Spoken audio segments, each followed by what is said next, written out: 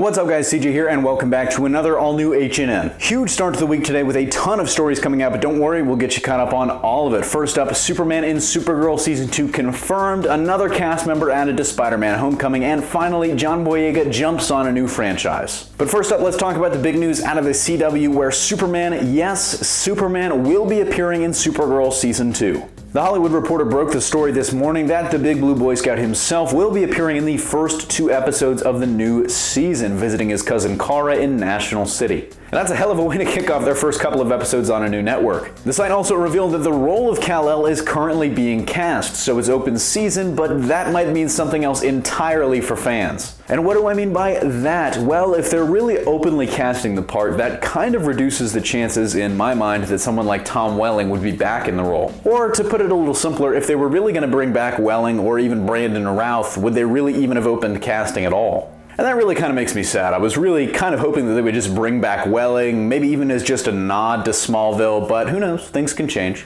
And that brings up a really good question about embargoes. I mean, it had been widely reported that DC was putting the kibosh on appearances from Batman and Suicide Squad in their network shows to avoid some confusion. But if they're allowing a Superman into the TV universe, maybe we've kind of turned a corner and things are going to start to change. So that brings us to our first comment question of the day. Who would you cast in the role as CW's Superman, or would you just rather see someone like Tom Welling or Brandon Routh back in the tights? In our next story, the cast of SpiderMan Homecoming just got a little bit bigger and a little bit younger. That's because 14-year-old Michael Barbieri, who at one point had auditioned for the role of Peter Parker, will be joining the film, according to Heroic Hollywood. Now, details on his role are still sparse. According to comicbook.com, he'll be playing an original character, but one that's based on Ultimate Spider-Man's Ganke. Ganke in the Ultimate Spider-Man comics is Miles Morales' best friend, a huge superhero fanatic, generally an optimist, and a huge shoulder for Miles to lean on at times. And I actually like this a lot. I think it's pretty cool that Peter is going to have a friend other than Harry Osborn in high school. But honestly, the question now is, when will we see Harry, or will he and Norman just be held off for the sequel?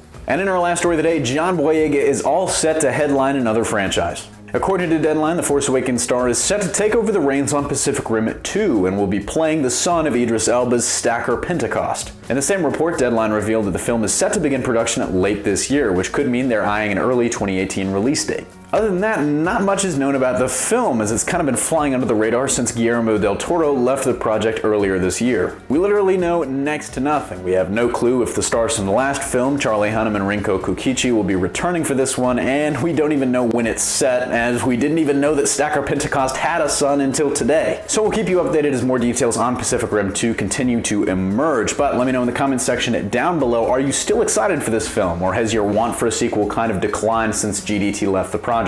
But that brings us to the end of another H&N. Thanks for watching. Don't forget to smash that like if you like what you saw, subscribe for more great content every single day, and consider supporting us on Patreon for access to all sorts of exclusive goodies that we'll be rolling out exclusively in a couple of weeks. And also be sure to check out our gaming channel, Press Play, which we finally got back up and running and should be rolling with some new content starting this week. Signing off, this is CJ, and I'll see you tomorrow.